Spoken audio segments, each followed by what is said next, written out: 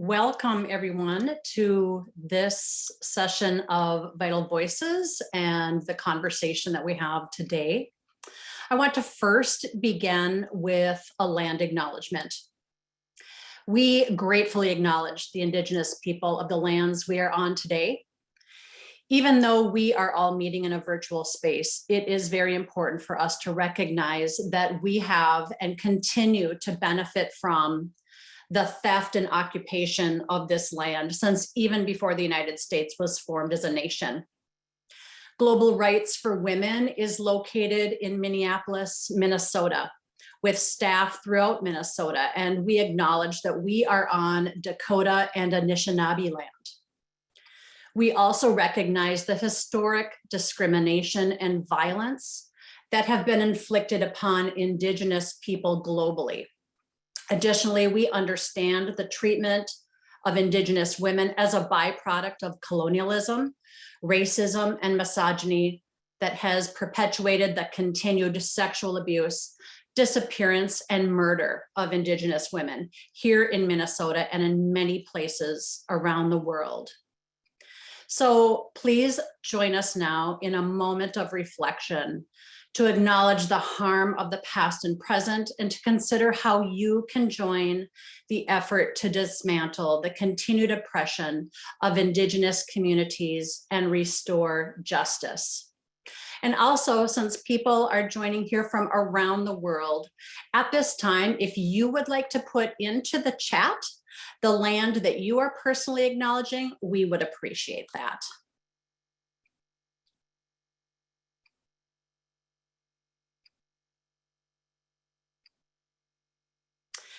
Thank you so much for coming.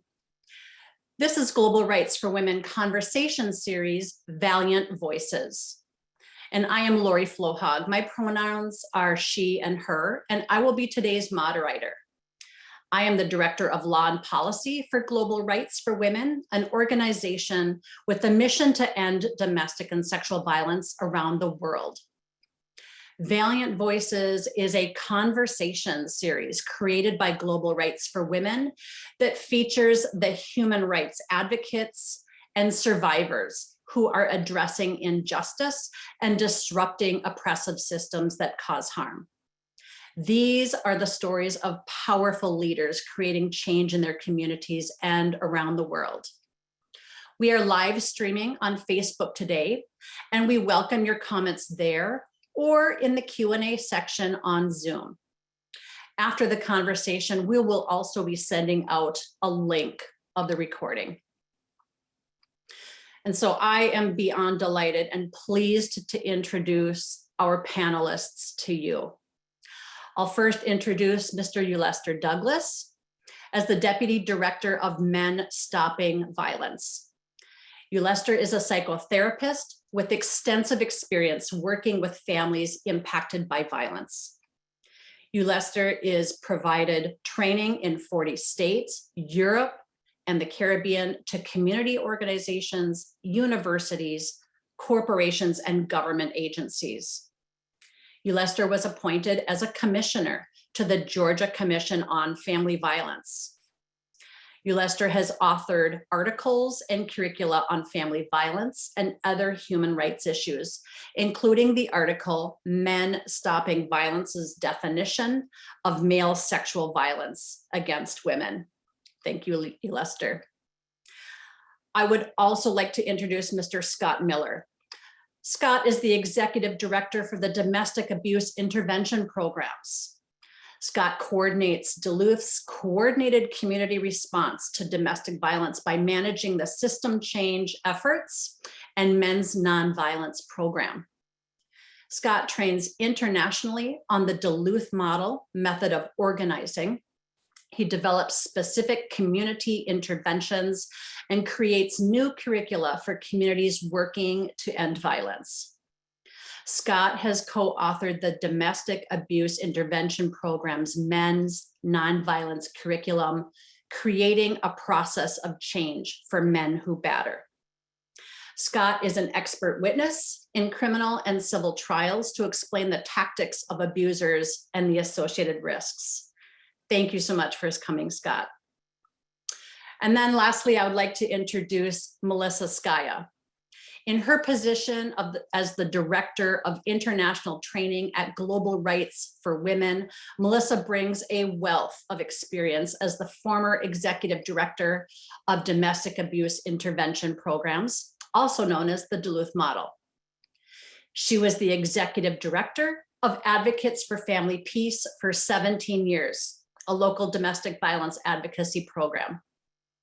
She has also led and organized 2 coordinated community responses to address domestic violence in Minnesota, as well as co-facilitating groups for men who batter and women who use violence.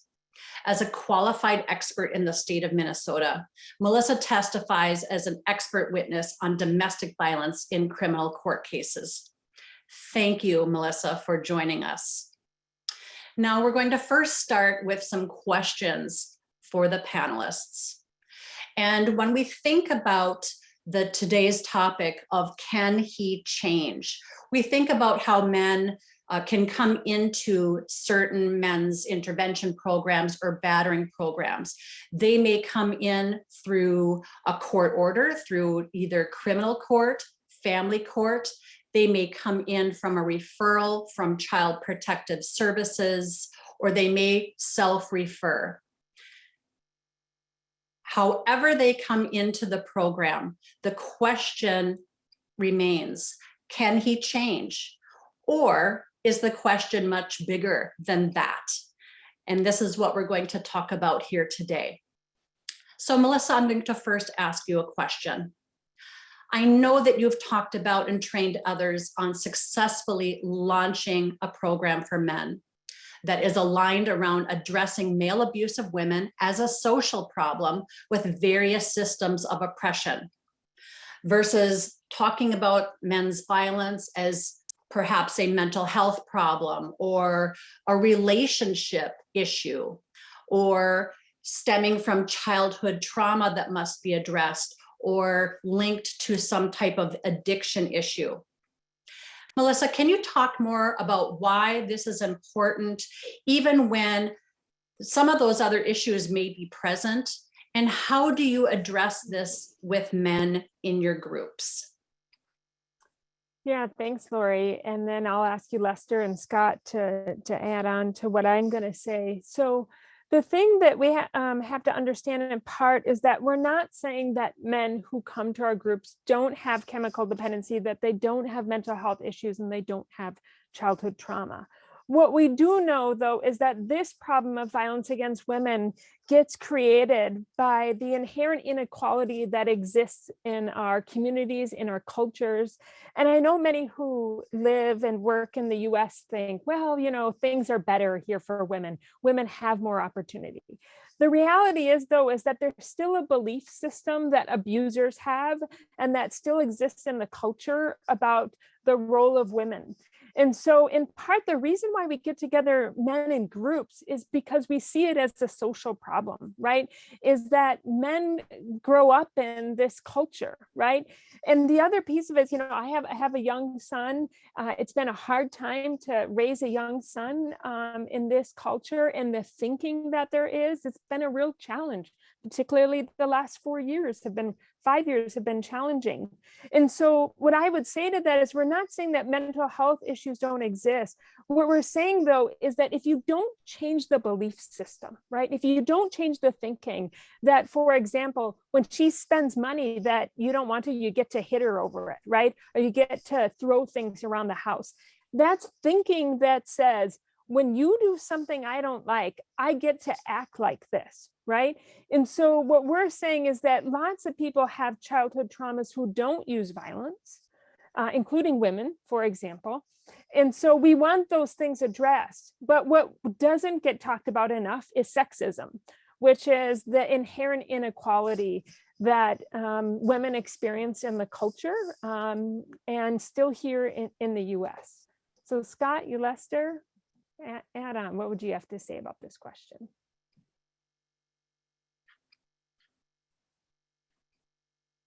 Scott, you can go first.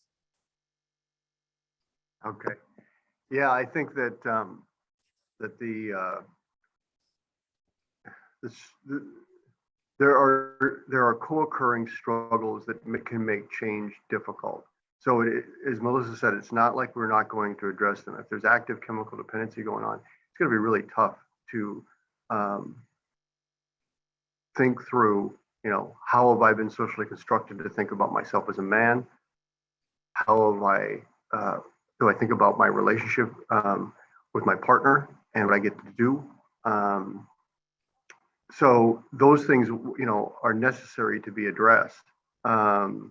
Health issues that get in the way of learning, right? All that's true. But what we can't do is assume that if we get sober, if we stabilize whatever mental health struggle that is occurring, that somehow all these notions, these beliefs that Melissa talked about what I get to do and how I'm socially constructed to be a man, now I think about that, is just going to evaporate. Dealing with those co-occurring issues position the individual to be able to make the changes that we're hoping that they do. So, Ulester. Can you hear me? Oh, yeah. All right. I'll say right on to what both Melissa and Scott have said. I want to zoom in particularly on the issue of trauma to illustrate this further. One of the things I would encourage, if we really want to attend to the issue of trauma, is to consider patriarchy, white supremacy, those structural oppression issues that Melissa referenced as a form of trauma, or at least traumatic conditions. Because when you look at the construction of masculinity that both Melissa and Scott mentioned, it is a destructive one. It does incredible harm to men.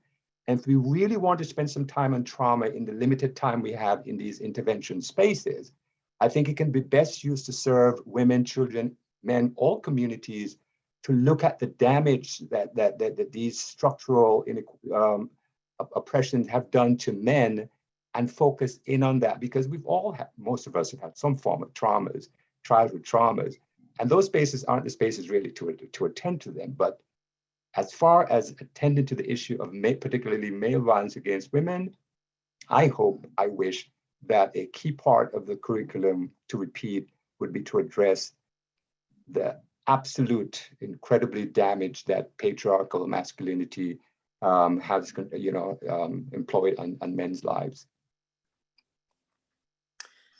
Melissa, I want to follow up with you. So we've talked a little bit about the various systems of oppression, and we've talked a little bit about how they can coexist with mental health problems, childhood trauma, or addiction.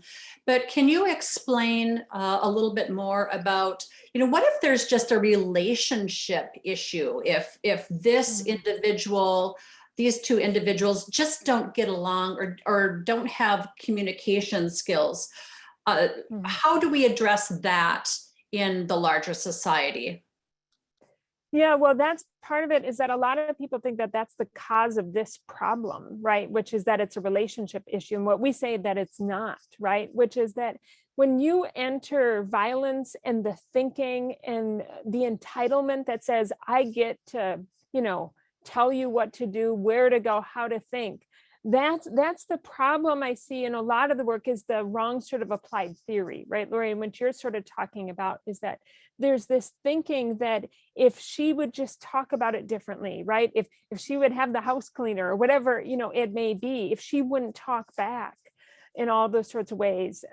We have this 911 video that we show in a lot of trainings, and the man is complaining that the wife hasn't done the things that he wanted her to do when he got home from work. And so the problem with that sort of analysis is that the thinking is that violence it becomes invisible in that sort of analysis. And that's a problem, right? That we need to think about it differently, that when violence enters the relationship, there is a domination sort of role and fear that enters the relationship. And that's not what you have in, sort of when you think about it as a relationship problem. Thank you, Melissa. So Ulester, I want to turn to you now. Your program is one of the nation's best. And when we talk about the $1 million question, can he change? I want to ask you, what does it take? How about What that, needs to right? be in place for a man to change? What is his motivation? Yeah. But let's start with, when we talk about can he change, we want to imagine that all of us would agree, can he change, meaning he will discontinue the use of any controlling tactics, aggressive tactics, abusive tactics, violent tactics. Can he stop those in the context of the relationship and beyond, right? I think it's tempting to go the short answer of course, he can, but it's much more, I think, complex than that. I think we have to begin with where we are already in the conversation to give that question some context. And I think an important part of that context has to include how we define in the problem of particularly male intimate partner violence against women. I think we have to start there as a way to address that question. And for me, for Men Stopping Violence, after 34 years of doing this work, we are really unequivocal in our belief that, again, the root cause of male violence against women is in patriarchy. This is about, again, a socio-political economic structure that insists that men are inherently superior to women and endowed the right to use whatever tactics necessary to, quote unquote, keep her in line. And the intimate partner space, the domestic space, is just one space in which we get to see patriarchy enacted. We see it in the workplace. We see it in so many other places. This is just the domestic sphere, if you may. And so if indeed that is true, and I'm convinced it is true, when we talk about can he change, I think the first thing that has to be in place is we have to have a society, all of us, communities that say, this is unacceptable and it will not be tolerated. And you have all of the systems within primary, micro, macro, global communities responding in a way in all of its policies and its practices. And we as individuals within those systems really sending that strong message that violence against women will not be tolerated. We're not there yet.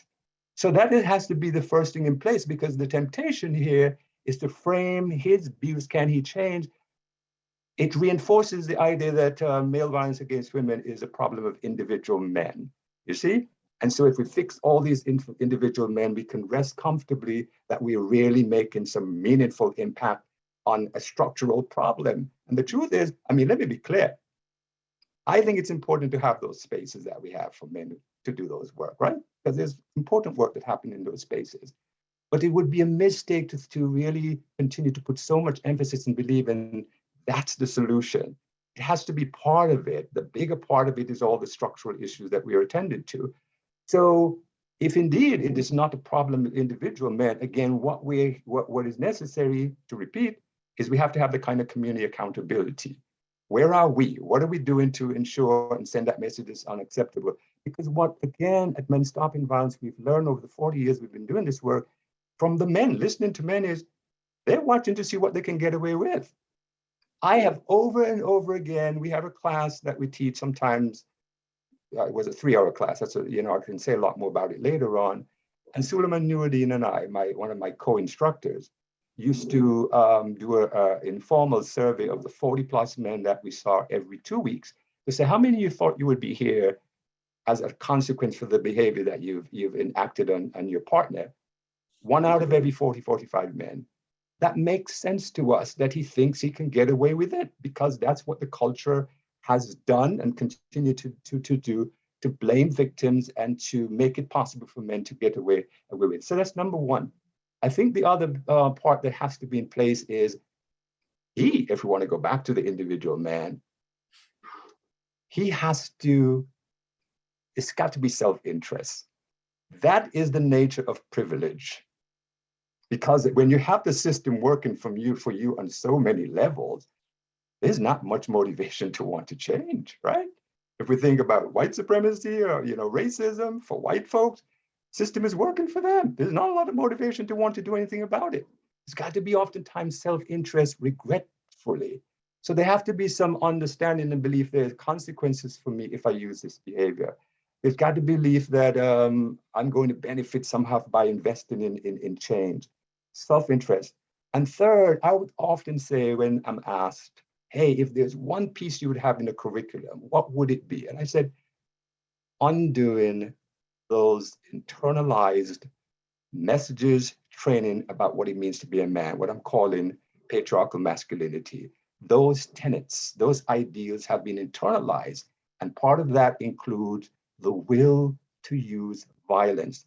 The idea that those who are deemed weaker must be controlled, that includes women and children in particular, to really go after deconstructing that and offering men an alternative to this kind of patriarchal masculinity. I think those are things, Laurie, that I think would need to be in place for men to change.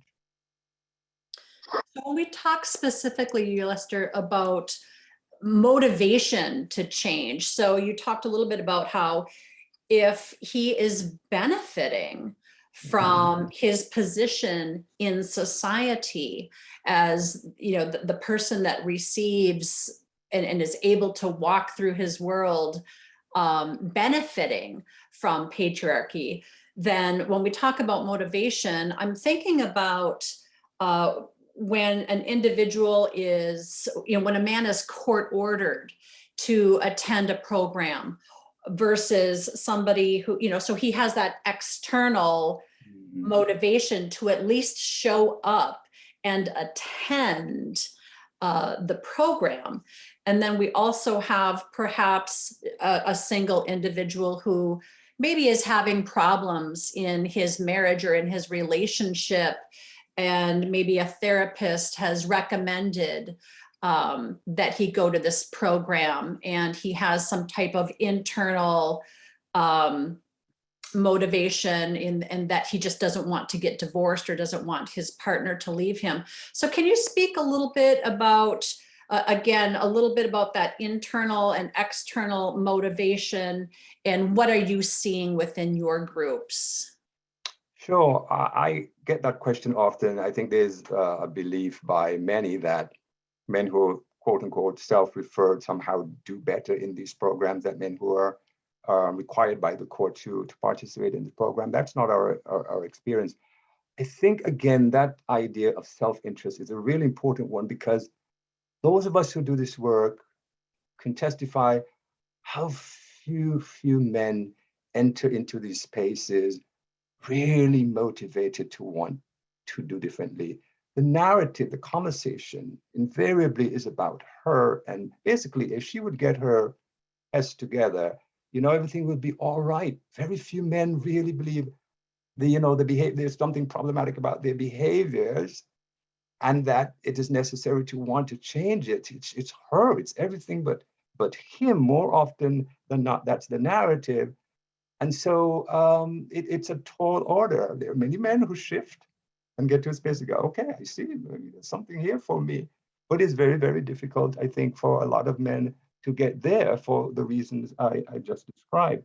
But I think, I'll pause here. I think I'm answering the question, but I think I might be missing a part of it. If I'm not, could you repeat what Melissa and Scott could? Yeah, Ulester, I just want to add a part, which is, I think the other piece is that those who are entitled don't tend to self-regulate, right? They don't tend to sort of, look internally at themselves. So in part, what we need sometimes is for those to intervene. I think there's a big question about who should be the intervener sometime. It's up for debate at this current time. But I do think that with many men have come into our groups at Pathways to Family Peace and at DAIP and others, and just said, you know, this isn't something that I ever thought that I needed, right? I thought I was right. I thought she had all these problems, and this really helped shift that for me, in part kind of what you were saying, Ulester. Scott, do you want to add to that? Yeah, there's a lot there. I mean, I think I was thinking of a question that Susan Faludi, who's an author, wrote in one of her books, where she said all social movements have essentially been against white privileged men. And what is their incentive? Yes. Right? The only one that hasn't created a social movement is white privileged men. Why? Because everything works for them. Because that was who it was designed for. So when you're at the top of that hierarchy, then what is the incentive to change, especially when one of the core beliefs is that I'm always right, as Melissa was talking about. And if I'm always right, then somebody else is always wrong. So, and then I also think about a guy which always has resonated with me since, when the guys get done in our program, they get to say whatever they want at the end of the last few minutes of the group. And I asked him, I said, how are you going to stay straight? How are you going to keep things, going in a direction where you don't lose your family, you don't get arrested, you don't have all of this stuff in your life? And he said, do you know how many times I'm invited to be the guy who got me here? Every day. Going back to what Ulester said, every institution I go to church, I get reinforced. I mean, there's always supposed to be pants, and they're supposed to be mine, and I'm the one who's supposed to be wearing them. And yet I go to this one room in my life that has a different way of thinking about it, and this is supposed to, like, help me change, right? Like, I'm up against a wall of encouragement to be the kind of man that got me here. And so that goes back to what Ulester was talking about. We focus so much on, I think, and I'll say more about this in a bit, but more on individual men, as opposed to thinking about how do we change the community which created the problem in the first place that these men are coming out of. So yeah, I mean, the work is bigger than I said this years ago. If your job is to show up at an agency, unlock the door, and wait for the referrals, it's not enough, right? Yeah. We've got to get out into the community. Scott, that's a great story. That's so powerfully illustrated, I think, what Melissa, you and I are saying, right? That is a really good example of it. And it really then, going back to where I started, situates that question of can he change in broader context? Because it is fundamentally a different question from what are we willing to do to end violence against women? Right. And that what we're just saying is really where it's at. We've got to, the communities have to assume more responsibility to the problem, locate ourselves in the problem in the ways in which we contribute to it. And by the way, a quick plug, we have an article that was published in the Journal on Violence Against Women, which speaks to our community accountability model. I would encourage you to check it out. That it illustrates a lot of what we're talking about today. It's called the Men Stopping Violence Community Accountability Model, and it can be found on our website, menstoppingviolence.org. But yeah, thanks for that story, Scott. What a powerful illustration of what you, Melissa, and I are saying. Yeah, I think one other just quick thing about that is that one of the things that we've asked men before, we've said, tell us about, go back to the time when you were arrested or had the protective order put against you, and tell us a little bit about when your community found out about that, your family, your friends, your coworkers, what did they say, right? And it gives you a real insight into what you're talking about, Ulester, right? About, because those people are not saying to him something like, I'll support you, but I won't pay things for you. This isn't right. You don't get to talk about her, right? They're not saying those things. They're saying things to him like, next time hit her where the cops don't see it, and all of the other things you can imagine. Yeah. So as a follow-up to that, then, when we have throughout the world, we have individuals who are in over-policed communities, underrepresented, under-policed communities, to what extent should the court systems or law enforcement be intervening in men's lives, especially in the lives of people who are under-policed or over-policed? And how do you create that type of accountability that also respects the human rights of all men involved? Who would like to speak on that? Ulester? I'd like to start on that. That's some great questions. I would say as little as possible where it doesn't jeopardize women's safety, right? So to the extent it doesn't compromise safety, as little as possible to keep law enforcement, the criminal legal system out of it. And I'm saying that, of course, as you might imagine, from the lens of a Black man living in America, and certainly speaking in this country. And hopefully most folks understand why that is. That is not a place where Black folks go to seek redress, justice, certainly not. And that I'm saying the voices of Black women. I'm not just speaking as a Black man, it's what Black communities are saying. That is a dangerous space, to get redressed. So as little as possible. And again, for so many reasons, but I want to just highlight one, maybe less obvious one, and that is that system represents so much of so embodies the very things we're trying to undo with men, right? It embodies it. Dominance, control, violence. You go on and on and on. Why would we look to the very place that we're trying, we're trying to undo? I think you got it. And then in terms of the issue of accountability, I know we, all have different definitions of accountability. One of the ways I think about it, it's the antithesis to collusion, right? It's ensuring that we are not participating in denial, justification, et cetera, of in terms of the acts of aggression, violence that many men use.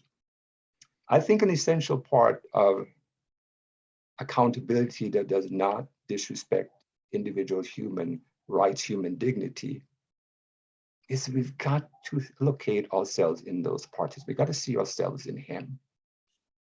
We are the work. That is a core principle at Men Stopping Violence, that even as instructors, our work is not done. It is ongoing, be it, around racism, sexism, heterosexual, you name it. It is ongoing work. For again, going back to the story that Scott just shared, when we leave that space, we're going back into a system that reinforces the very thing that we're trying to undo. That's only 2 hours or hour and a half a week. So by being able to locate ourselves, see ourselves in these participants, identify with them, I think we have a greater chance of respecting their human dignity and be able to hold them accountable in the way we want to. It's the us and them, the otherification. They are different. You find all the ways that make possible, I think, disrespect and the assault on their human rights, their human dignity. Thank you for that. Yeah. Scott, Melissa, do you have anything to add to that? What I would just add related to that, I think what Ulester is saying in part is that what I see too many communities do is just try what other communities do and not speak with survivors. And so, there's this, to Ulester's point, right, which is that to find the thing that's safest for women with the least intervention is to find that out for women.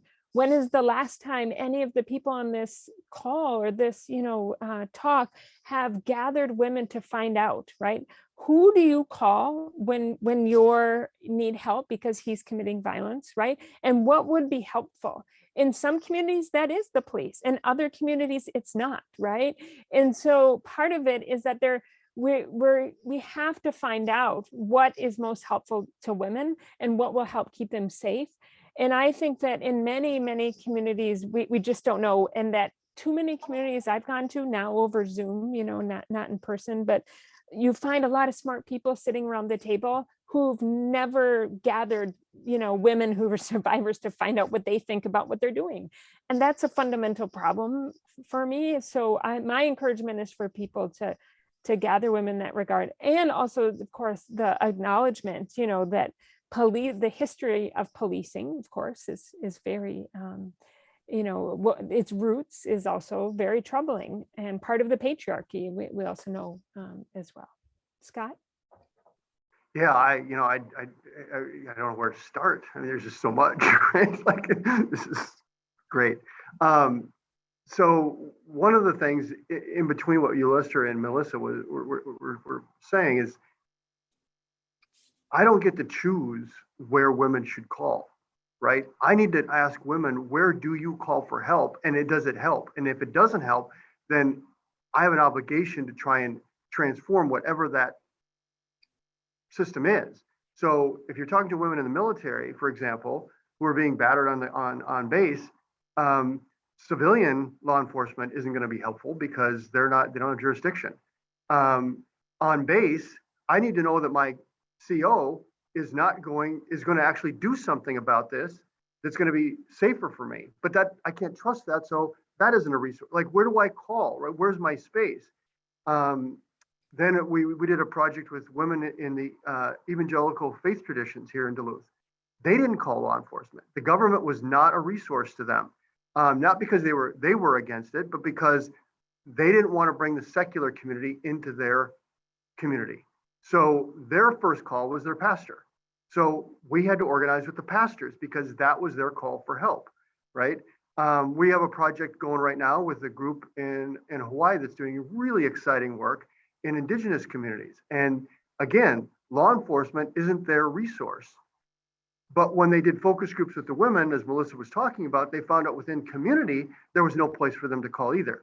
So now they have to develop a spot with a space inside of community where they can talk about what's happening to them and not worry that that there's going to be something worse that comes because they've voiced the struggle that they're having. So, I mean, we need to create the kinds of spaces for survivors to say, this is what's happening to me and I need help, right?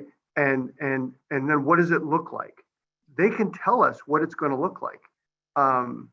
But we just have to ask, and we don't spend the time. I mean, we spend too much time trying to replicate what somebody's done someplace else, like Melissa was talking about, rather than think through for this community geographically, right? If I'm in the middle of North Dakota, that's a whole different focus group than if I'm in Hawaii, talking to indigenous communities, or if I'm in Western Ontario, talking to fly-in indigenous communities, right? I mean, that's a very different conversation as far as resources, who they call, what the leverages are to get a guy to go to a program that he doesn't want to go to, right? They're all going to be different. And we really have to be better at developing responses to our location, and really find out what women in our locations are saying that they need, than just replicating what somebody's done someplace else. Yeah, I think the same is true. Oh, I'm getting some feedback. Sorry.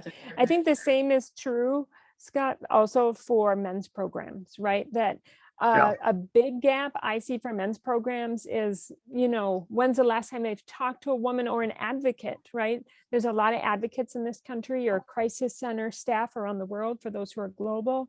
And so the other thing we often see is this disconnect between men's groups and advocacy programs. And so when you're facilitating groups, you have to have women's experiences in your head, right? So when he says, for example, well, she just spends all my money, that's what she does. Well, okay, so that may be his reality.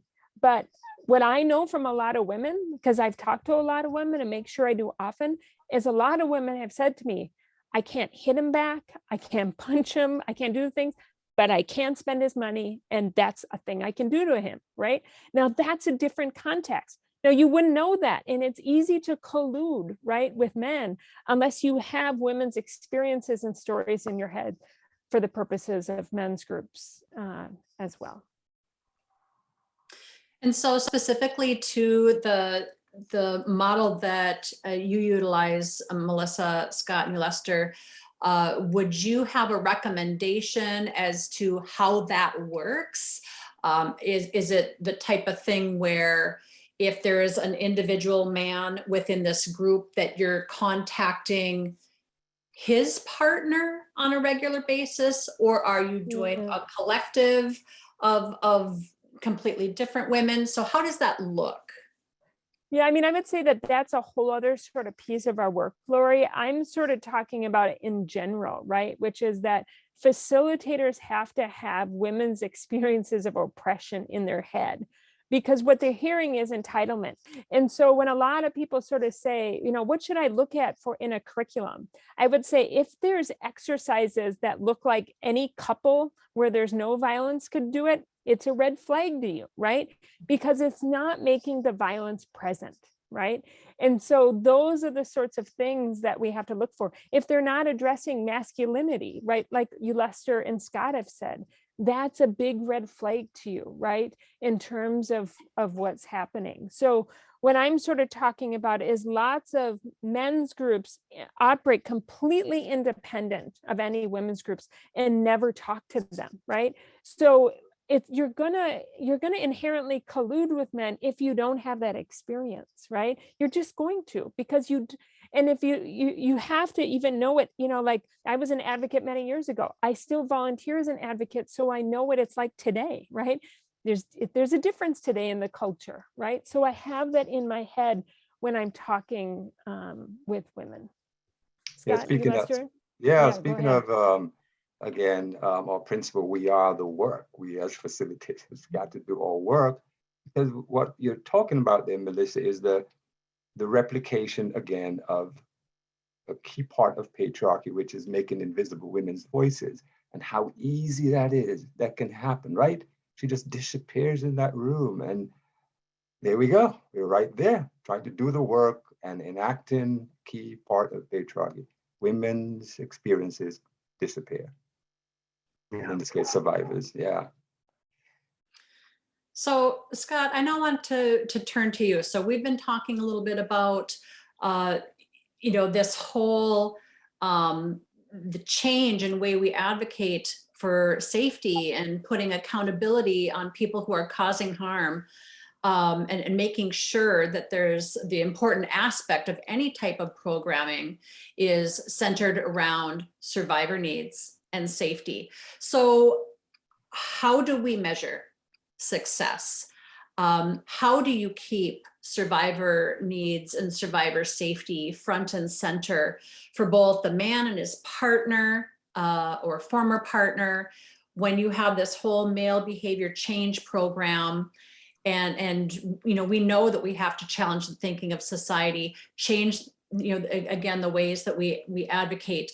But how do we measure success? Well, I just like to go back a little bit to that one, and Ulester, what you just said, just kind of the greatest segue into what I'm going to talk about here. But is how I had about 100 advocates that in a training one time, and I split them down the middle, and there's 50 on this side and 50 on this side. I said, okay, this side, I want you. We talk about safety and accountability all the time. I want this side to talk about what is safety, and this side to talk about what is accountability. And we gave them 30 minutes. We came back, and there was no agreement as to what that even means, right? And so, but we are designed on safety and accountability, yet we don't spend the time to think through what those things mean, right? So,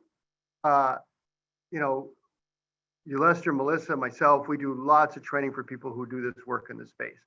And one of the things that I've heard many, many times is that I want to do something working with men in this space that makes our community safer, right? But then I'll say, okay, so when you've developed your policies, when you've developed your program, when you've thought about the curriculum you're going to, like all that stuff, how much was her safety vetted through all of those decisions, right? Well, we only allow 3 absences, and then he's out. Okay, well, okay, that's fine, but how does it improve her safety? Right now, it may. I'm not saying whether it does or doesn't. What I'm saying is that the thought hasn't been put into it about how that could negatively impact her safety or not. The other thing is that most of us in these programs are dealing with poor men, right? And so you get a guy who comes in who's got a 40-hour-a-week job, who's getting paid $20 an hour. That's going to be more than the average guy that we work with. So his resources to get to group on a weekly basis, to show up on a Tuesday evening at 5:30 every week, are going to be greater than the guy who's living at the Chum homeless drop-in in Duluth. So are my policies created for the people with resources, or are they flexible to the people who are going to have a hard time struggling to get in, right? So there's if we are doing this work from a social justice point of view, right, it's going to make it more complicated to talk about how many times a guy is missed and whether or not that person should be suspended, right? Because not everybody's the same. Not everybody comes to our groups from the same place within the community, and their partners are positioned differently, right? So we know that most of the women of the partners that we work with don't want communication from this program on an ongoing basis, but some do, right? And we want to know from them, what's it like? What's the impact of our program? Is it helping? And for the most part, what we hear is that when he's in class, it's better for us, right? So then that influences our decision about suspensions, back to court, right? Ulester talked about how we're relying on a system that's counter to the very things we're creating in our men's groups, right? And so the system, the way that they would talk about getting to safety is by holding an offender accountable, by imposing their will and saying, you're going to do these things, right? If we take on that same definition and we have to hold him accountable in our men's group, well, what are you going to do? What are you going to impose on him, right? As opposed to creating a space where he feels safe enough to unpack enough where he can begin to see the injustice of what he's done and hold himself accountable. Now you're talking about some real change space, right? You're not going to get, he might get to the class because somebody's imposing their will, but he's not going to necessarily change because of that. He's going to have to have a different kind of space to figure out who he is as a man and how he got here and where he wants to go. So what happens is that our laws are based on whether individuals break them. So you get individuals sent to your program, and we don't, going back to this conversation about, I think somebody asked it in the question at Q&A or the chat, I think it flashed up on my screen. How do you bring the social into the room? You work with the men collectively. This is a collective problem, right? It's not Jim and Steve and Al and Bob and Joe's problem, right? They all share a problem, and how they share that problem and how they learn that as men is the collective conversation that you have that brings in to the dialogue the social conditions that shaped them and that they're up against when they leave that room. So I think I've actually forgot the initial question, but I'm hoping it was a good answer. Of course you have. Of course, thank you. No, so we're talking about, how do we measure success and how do we, again, centering survivor needs and safety and keeping that front and center in any type of male behavior program. So we have a lot of questions and a lot of comments within the chat, and we have about 10 minutes left. And so I think that that we want to go ahead and maybe ask some of these questions. So you've said that the root cause of intimate partner violence is patriarchy, is this system. And so what happens when people aren't agreeing that patriarchy is the root cause? If we can't agree on the root cause of the program, where do we go from there?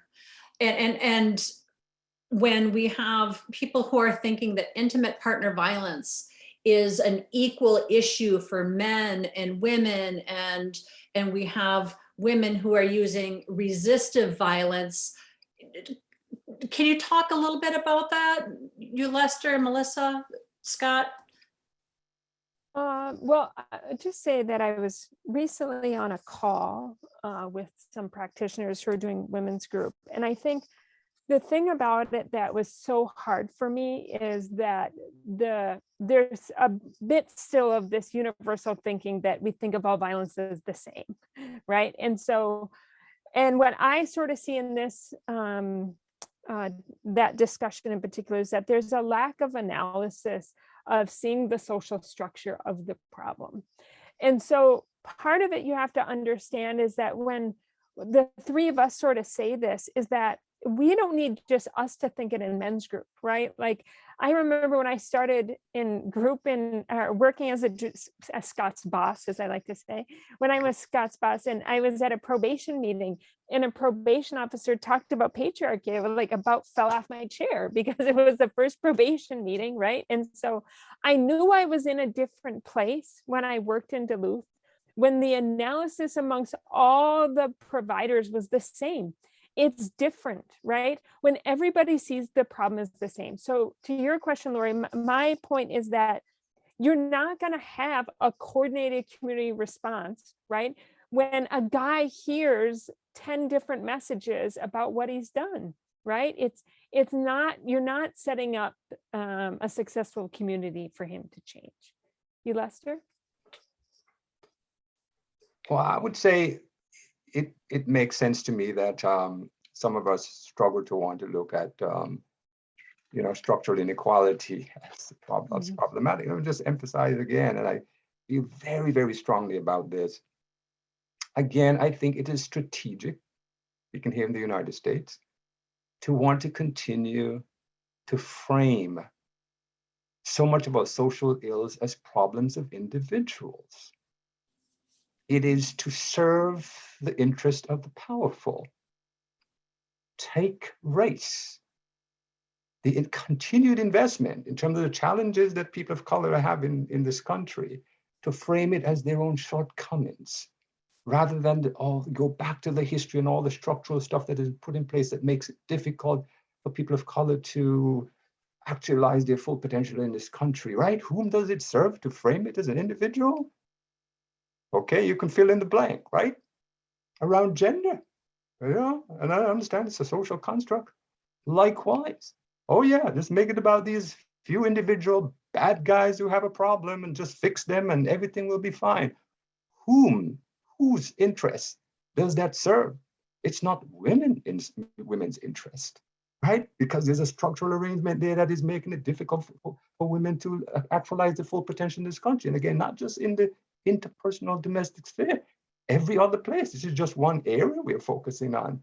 So I understand that. That is in so-called the DNA, the control rooms of the DNA of America, to want to continue to push back as we watch marginalized folks make gains, is push that individualism. It is strategic. So I really implore us to really push against that, because again, at minimum, with all these intervention programs, I don't know of anything empirical here, but so few men who are assaulting, abusing women in many ways in which we do ever end up in any kind of intervention. Probably 5%, 10%. If you want to even be generous and say 50%, are we interested in ending violence against women or what? So I think that's I can hear my concern about that. Is like, this is not about psychopathology, fix a few bad guys and we all will be well. So I think, to me, in short, Lori, to ask those who want to invest in framing it differently is, what are we trying to do? End violence against women, or is there a different agenda? Yeah, there was all three of us do work internationally. And so, just to build on what Ulester was saying, either you have a lot of mentally ill men around the world, or when I was doing a training in Trinidad and Tobago, and I asked a law enforcement officer, I said, so when you're arresting somebody in Trinidad for domestic assault, what is the most typical reason you get as to why they committed the act of violence? And she said, I told her to do something and she didn't do it. Okay, right. Like, that sounds just like the guys in Duluth, which sounds just like the guys in Atlanta, which sounds just like the guys in Hawaii, right? I mean, it's a global, socially constructed problem of patriarchy, and it's deep. And it's also interesting to me that when I work with indigenous communities, when they look at our materials and they look at our power and control wheel, for example, they look at the wheel and they say, well, there's not much to change on that wheel, because that's colonization. That's what all those tactics are, the tactics of colonizers. And that's what's been imposed upon our people, right? We have but then the equality wheel, that's what changes, because they have a different value system that was traditional to them, that was very different than what's on that power and control wheel. The power and control wheel is just how men who batter use those tactics of oppression that they were taught. So it isn't, again, just individuating this to men who do this. This is what the culture teaches, right? This is the oppression that's thick in the air we breathe. I forgot how you phrased that, Ulester, but what did you say, the control room, or how do you? You'll see it on the recording. I don't have peace in that room, but I'd like to know where that is. Yeah, I think, Lori, the other thing I was thinking about is our work at Global Rights for Women, to your point, Ulester, which is I've now worked at Global Rights for Women for 5 years, and there is no other place but the United States and maybe England that this is the bigger discussion as it is about the individual versus the social problem. Everywhere else, it's a social problem. It's agreed upon. We go to meetings. It's everyone agrees about it. It's only in the United States predominantly where this is as big of an issue as it is. And research, has supported the idea how much America is an outlier in that tension between individualism and collectivism. We are way out there. So this is a manifestation of exactly that. It is. Yeah. Sure. So we have just a few minutes left, and we have so many questions that we literally could be here for hours. One of the last questions that I want to ask, and it's kind of a shift, in light of our current ongoing pandemic, to what extent has conducting so many of these groups in a virtual format, just like we're doing here today with this conversation, has the use of the virtual format reduced or increased effectiveness? Can you speak to that a little bit in our last minute here? That's Melissa? that's a big question for a minute. So just because I would just say that we're learning about it, right? I mean, we're learning about many things in this place. I think the one thing I'll just say is that we have found, by doing our research project that I did with John Heath, is that we found men have opened up more. I don't know what that means for the long run with men who've been able to have technology in space, and lots of men have not been able to have technology in the space. But for those who have, we have found that that's generally been the case. And we've seen an increase in volunteer men as well. Yeah, Thank you. I'll just stop there. Well, we are at the end of our time. And I would like to thank our guests, Ulester, Melissa, Scott, for talking with us today. I would also like to thank so many participants for being here today, for providing such engaging questions. I'm sorry that we were not able to get to all of them today. I would also like to thank my colleague, Sophia Morissette, for ensuring and making sure that this conversation goes smoothly on the technological side. And we have provided links in the chat so that we can learn more. And if you would like to support Global Rights for Women, your contribution goes to supporting the work of advocates around the world, centering survivor voices as the means to achieving systemic change. You are going to receive an email in the next few days for all of the participants with resources, as well as a link to today's recording. And once again, thank you so much for being here. It was an absolute honor to share this space with all of you. And we hope that you join us again for one of our upcoming listening sessions. Thank you.